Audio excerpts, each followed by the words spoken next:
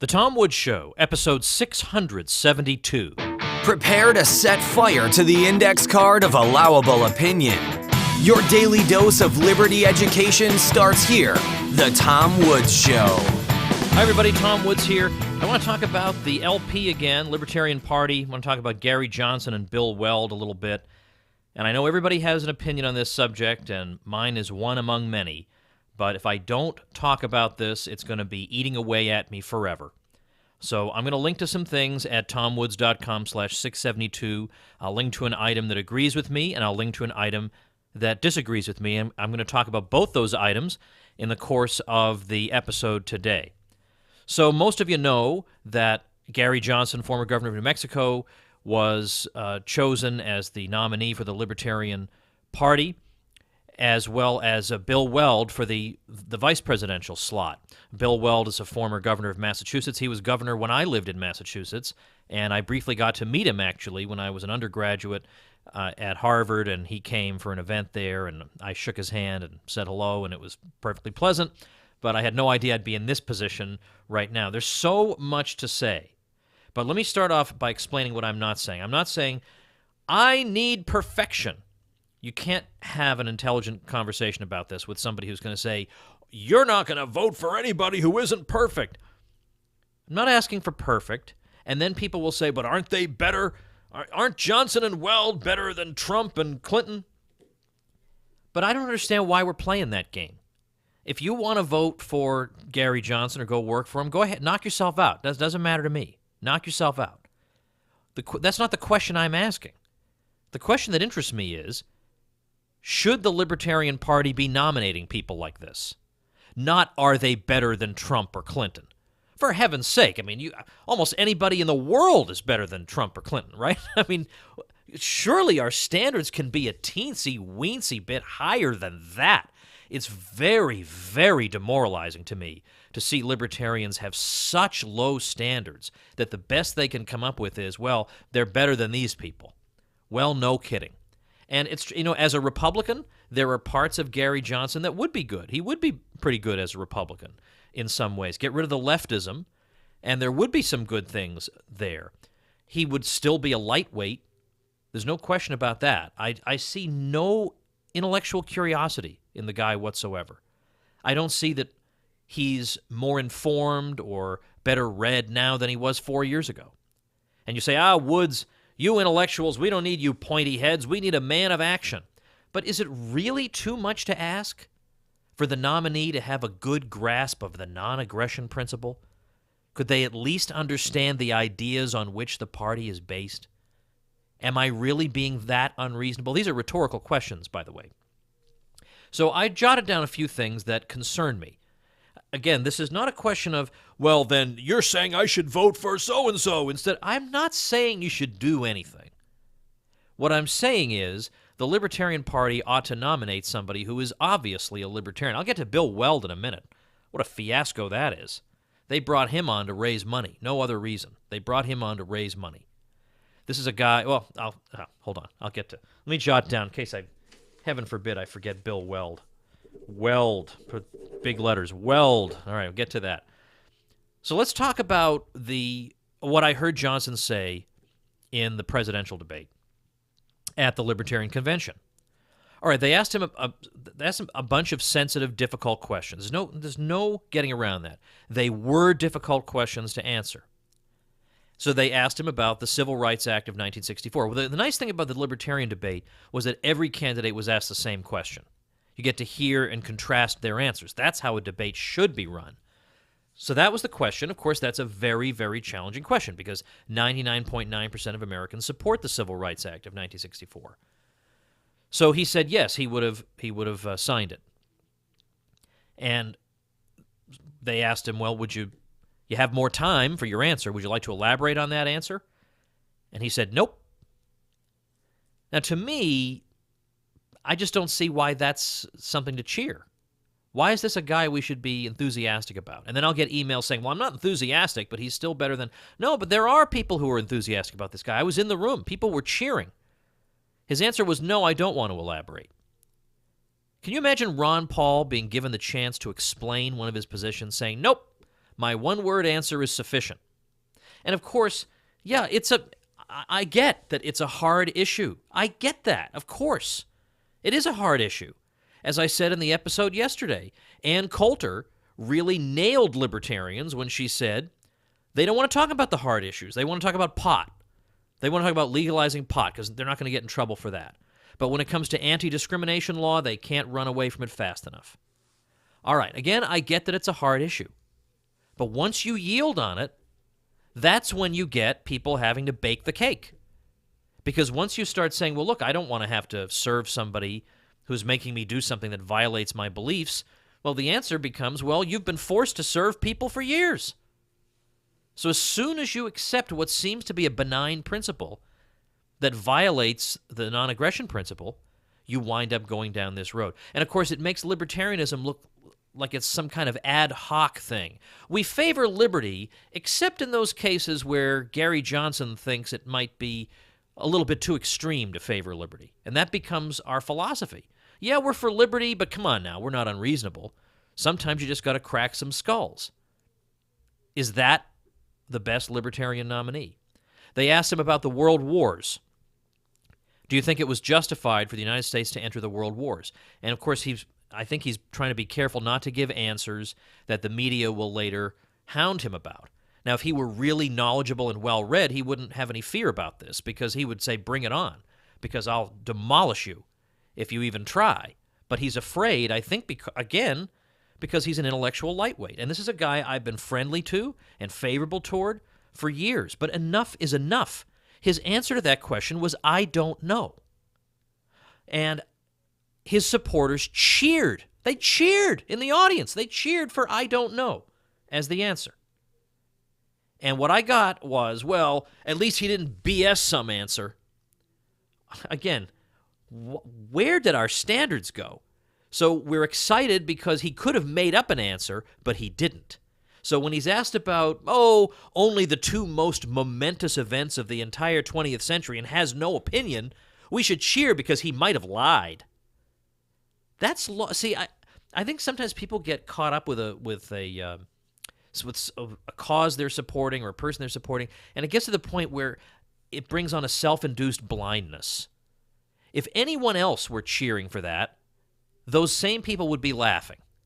But when it's their guy, well, they've got 27 excuses as to why that's acceptable. Then they asked, would you withdraw the United States from the United Nations, the International Monetary Fund, and NATO? Okay, that's, most people are led to believe these are all wonderful things, so I'll grant you, that's a hard one. It's not difficult to know what the answer is, but it's hard in the sense that you're going up against 99% of the public.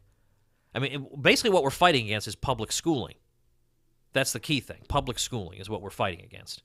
Because no one's even given the chance to hear what our position is, and then suddenly we have to throw cold water in their faces. I get that. But at least answer the question.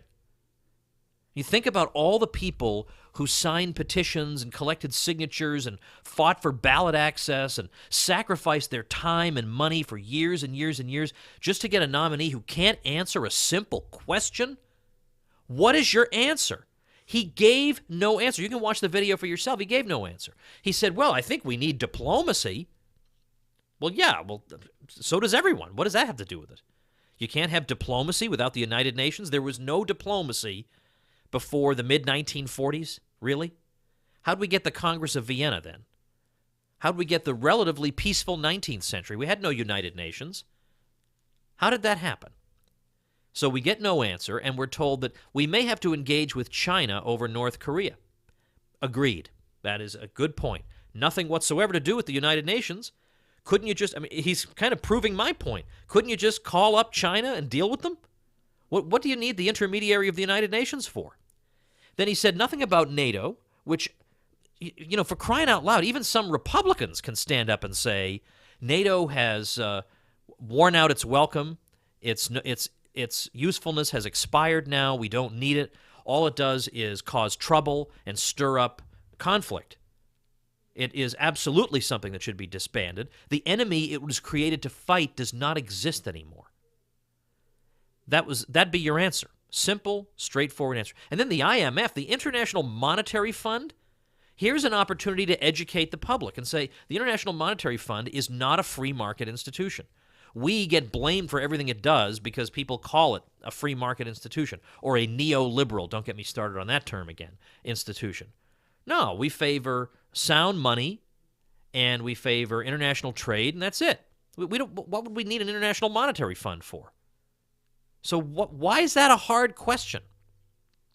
Then how about this one? They asked him, Governor Johnson, 83% of law professors identify as Democrats. Can you think of any potential problems that might be caused as a result of that? So basically, now, okay, I understand Democrats, Republicans, tomato, tomato. I get all that. But let's take Democrats as proxy for leftist, because in law schools, by and large, that is what that means. What's his answer to that? So here's a question that's really going to tell us, does he understand the nature of what we're facing here? Or does he just think, the government is just too gosh darn big. We need to make the government smaller. Okay, that's a start. That's a start. But we're facing something far more sinister than that, and far more systematic and serious. And he could not think of one answer to that question. Now, one problem from people learning law, especially constitutional law, from leftists. No problem. And then he meandered onto some answer about how this will be an opportunity to try to reach out to these Democrats who are teaching in the law schools, because they're all going to go out and vote for Gary Johnson because he's so persuasive. This is just unbelievable to me. This is unbelievable to me. I mean, you've got social justice warrior stuff all over the place. You've got judges who have no sense of federalism, believe in centralization of power. They're all, just the problems are limitless. Not to mention, you could easily imagine there being restrictions on free speech as SJW stuff begins to multiply. You could easily imagine that. And he can't see a thing. And then he said at one point in the debate, both sides have some good points. They have some good points, and these have some good points. And so we're going to try to take the... Are you kidding me? That's his view of the world? That the situation is that the two sides have some good points, but nobody's fusing them together? That's what we're facing? And here we are in an election in which populists on both sides are doing shockingly well. And instead, we're going to run somebody who is boringly conventional. I mean, he would put anybody to sleep, this guy. Boringly conventional. Libertarianism is described in the most boring way possible. Well, it's a little bit of this and a little bit of that. Boring. Who is going to be brought on board by that? So let me say something about Tom Mullen. Now, Tom's a good friend. He's been on the show, and I like Tom. And in practical terms, I agree with him on basically everything. But he has a piece, I'll link to it at tomwoods.com/672, in which he says we ought to support Johnson for the following reasons. He said, now look, I agree. He's a lightweight. He is not impressive. He's not an effective communicator of the message. He stumbles all the time. He's unsound on important questions. I get all that. But maybe this could be the entry point for some people. But the thing is, I think that's an unfair contrast, because Harry Brown's an excellent entry point, even though he's quite radical. He simply knows how to speak to each audience, to bring them along. It's not like only the pragmatist, boring people know how to reach out to people. I know how to reach out to people. That's how I've converted a lot of people. I figure out where they are, and I talk to them. And yes, sometimes you say things to them that are challenging at first, but that's exactly what germinates in the mind. You can't quite get it out of your head. You think about it. Very rarely is somebody converted on the spot. You plant some seeds, and then you see where that goes. I've watched a lot of Johnson's speeches, and I just don't feel like seeds are being planted here. But Tom says that what will happen is people will join the party, and then once they get in the party, then they'll encounter real libertarians. And that will help to move them along further. But think about it. What kind of person is going to be attracted to a Libertarian Party that fields Johnson Weld? It's going to basically be wannabe Republicans, some pot smokers here and there. And so when people encounter those people, they're not going to learn libertarianism. They're not going to learn anything about non-aggression. They're not going to learn any of this, any more than Bill Weld has bothered to learn any of it. He was on TV not too long ago. I mean, with this year, talking about John Kasich, the candidate he endorsed. He endorsed John Kasich. How many libertarians do you know who did that? I mean, the guy Weld is basically a Rockefeller Republican. So he endorses John Kasich, and then he says, "I've always favored the universal health care mandate." Yeah, because that is what that's consistent with the non-aggression principle. So I'm just a crazy stupid head for wanting to focus on what the party is supposed to believe in. I don't see that I'm the one with the problem here. And I don't think I'm the crazy or extreme one. And the funny thing is that before Weld was named as a vice presidential nominee, or as a candidate for vice president, I bet if I had talked to some of these people, they would have said, "Oh, he'd be terrible." But as soon as he's named, it's, "You're some kind of crazy weirdo for not jumping on board with this guy." So this is a guy who supported the Iraq War, and I'm supposed to believe. And then he supported Mitt Romney. So what? But then all of a sudden he became a libertarian. This is why this ridiculous definition of fiscally conservative, socially liberal is just so utterly unhelpful. And incidentally, libertarians are not socially liberal. They don't have to be. I'm not socially liberal. Socially liberal means you basically, and by the way, this is what everybody who says it means by it. Means that we approve of all kinds of behaviors. No, that's not what a libertarian has to believe. A libertarian believes that you don't initiate physical force against peaceful people. But it doesn't mean that I have to basically take the Gary Johnson position, which is that he can't see any reason why anybody would oppose any sort of personal behavior. Well, I don't care what his opinion is on that. There are reasons to support support or not support certain behaviors, but that has nothing to do with libertarianism. The question is, should violence be used? So you got Bill Weld, Kasich supporter, Romney supporter, Iraq War supporter, Patriot Act supporter, universal mandate, the individual mandate supporter, and I'm supposed to believe that all of a sudden, though, now he's become a plumb line libertarian. And if I don't believe that, then there's something the matter with me. That's a problem. He's there to raise money. But raise money for what? To be a Me Too party? To put everybody to sleep with boring drones?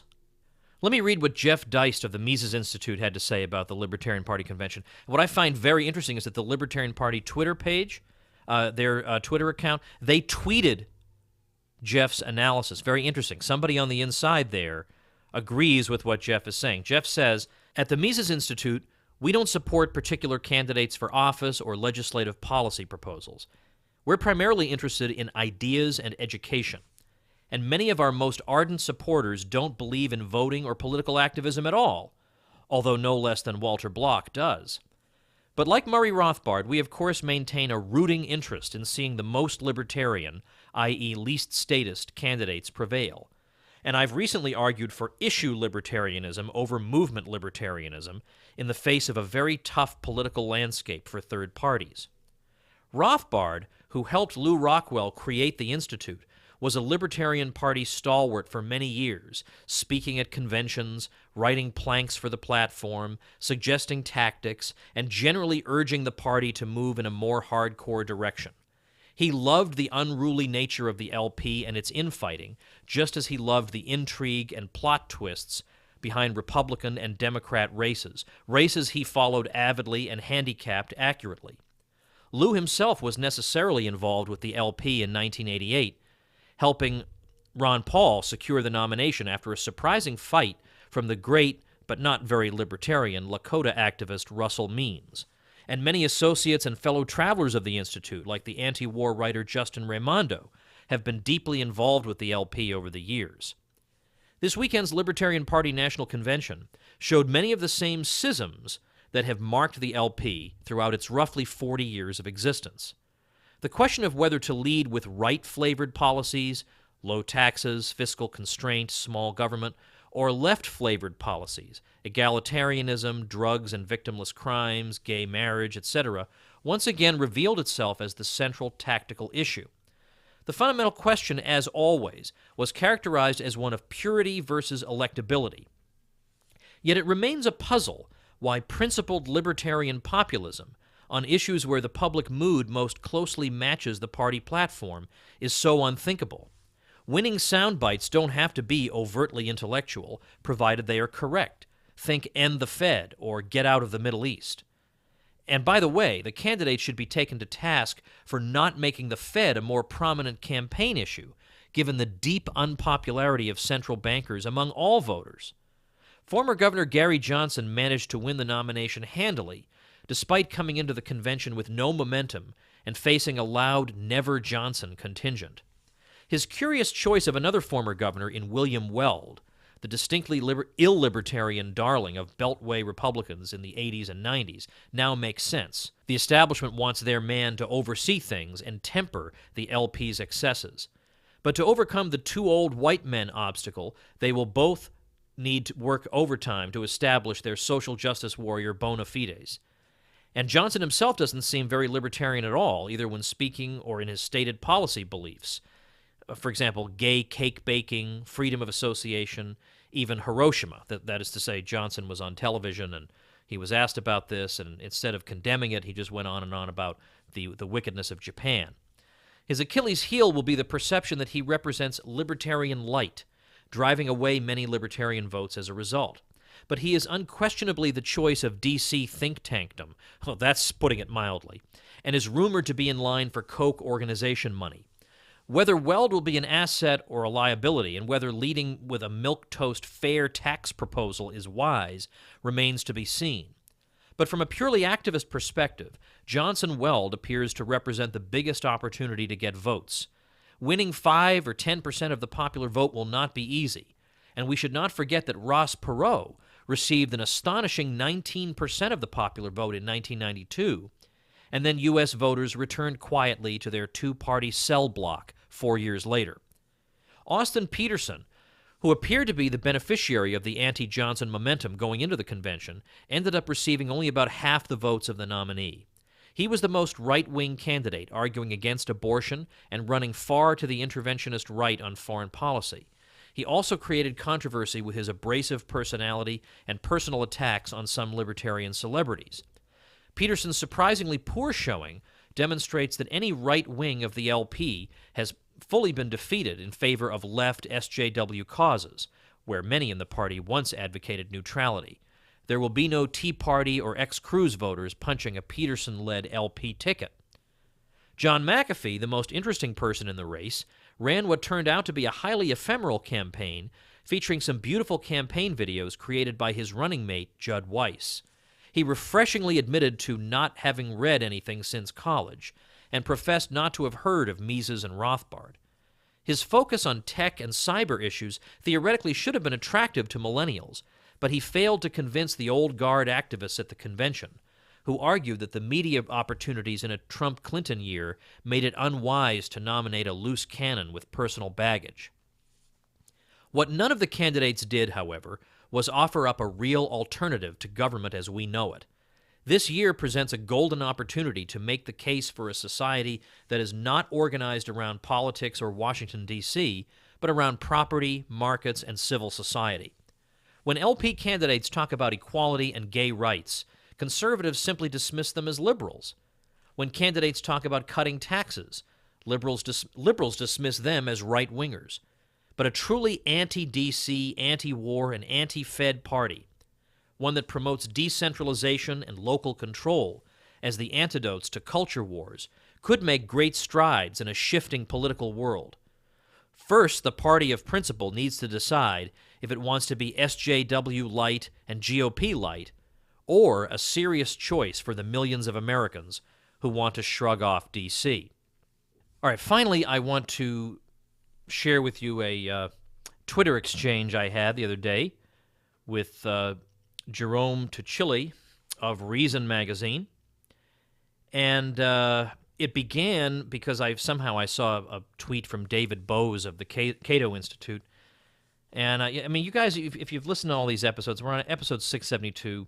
I generally don't spend my time talking about libertarians who drive me crazy. I generally don't. I got my thing, they have their thing. We have a kind of an understanding. I could tell you some stories, but I choose not to.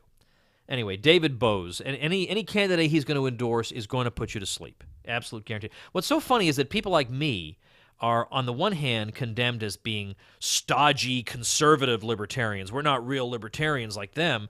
But then it turns out all the candidates I want to endorse are vastly more radical than anybody they want to endorse. They want to endorse the most sleep-inducing person. Whoever the most sleep-inducing person is, that's the one they want. That'll get the public riled up enough to vote for an unpopular third party for the first time in their lives. You think? It doesn't seem plausible to me. Anyway, Bose had this tweet. This seems kind of like a reach to me, but he had this tweet the other day saying, "Look at this, Bill Weld endorsed or had kind words for my book in 1997. So he's digging out a 19-year-old blurb and tweeting about it. Well, all right, I guess you can do that if you want to. So I wrote, referring to Weld, I wrote, and then he had some kind words for John Kasich, Beltway libertarianism for the win. And then Tuchile jumped in and said, he, meaning Weld, favored the least crazy Republican before fleeing for the LP, the bastard. So obviously sarcasm, making fun of me. My response, I count 4 wars he was ready to launch. It's excusable to have kind words for that. And then I followed up, DC libertarianism, where supporting Kasich is a small matter to overlook. Now get me some pot. Then I said, where did Weld stand on Iraq? Let me guess, like Hillary, he's had a convenient change of heart. Surprise. Tuchile responds, we could keep it a pure club, but I'd be the only member. So again, it's that I'm insisting on this crazy standard of purity. So isn't it fun? Again, remember, I'm supposed to be the terrible right-wing libertarian and all that, and yet when push comes to shove, I'm the only one even they have this feeling that I'm the one who's insisting on purity. Isn't that funny? Huh. Well, anyway, I responded that this has nothing to do with purity. I said, what an outrageous standard of purity I'm demanding, not supporting mass murder.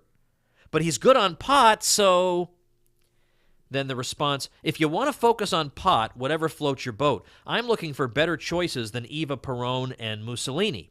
To which I responded, you're the pot people. You can overlook Iraq as a small matter, but gay marriage can't be compromised. Priorities. His response, I haven't mentioned the stuff. Don't think Weld is pure libertarian, but he's far more pro-freedom than competition. My response, he sided with evil idiots in slaughtering untold numbers, but hey, nobody's perfect. Response, you think he was riding a bomb down like Slim Pickens? I think he was mistaken, and he remains better than most. My response, you would be less forgiving on gay marriage than on mass murder.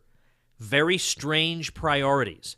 And then I responded again, so the rule is if you advocate mass killing on laughable grounds and then say sorry, it's okay. His response, you're doing a lot of projecting, Tom. Would I be smoking pot while contemplating that? My response, to show that I'm not projecting, I can find plenty of pro-war people Cato is okay with. No gay marriage opponents. I must be imagining all this. His response, I think most of the country was wrong on that, meaning Iraq, but we don't have a big enough gulag for them all. My response, that's why they shouldn't get the nomination either. Support for that war shows inconceivably bad judgment. His response, if we were discussing leading a libertarian think tank, would agree, but politics is about trade-offs, different game. And now, my response, and I didn't get a real answer to this. What if he'd made insensitive racial remarks? Would he still be the best option? Or is insensitive speech worse than killing? Of course, I already know the answer. For the D.C. libertarians, insensitive speech is worse than killing. And that's true of left liberals, the New York Times. Insensitive speech is worse than killing because you'll never be heard from again after that. But you can support crazy wars for no good reason, and that's just a policy difference, and you'll be back. You won't be back because you'll never leave. So then somebody else jumped in and said, wouldn't Gary force the baker to make the cake? Kind of not personal liberty. And I responded, I agree with the guy. I said, but this matters to no D.C. libertarian. Freedom of association is embarrassing. Pass the hooch. Tuchile comes back and says, We all have our own acceptability limit for candidates. Doubt we could come up with a universal test. My response: fair enough. But your answer makes me suspect that, as with the left, insensitive language less forgivable than warmongering. Of course, remember, it's 140 characters. I have to leave words out. And then my final tweet: Wood's rule of life. Any candidate supported by DC think tankers is zzz. And that's where we left it. All right, so there you have it. If you want to go support Gary Johnson because you think he's the best guy out there, knock yourself out.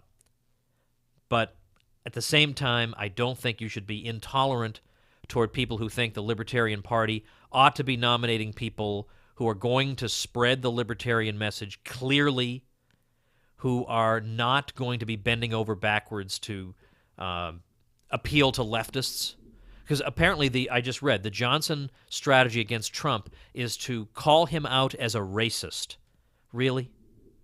Call him out as a racist? That's what the Libertarian Party ticket is going to be up to?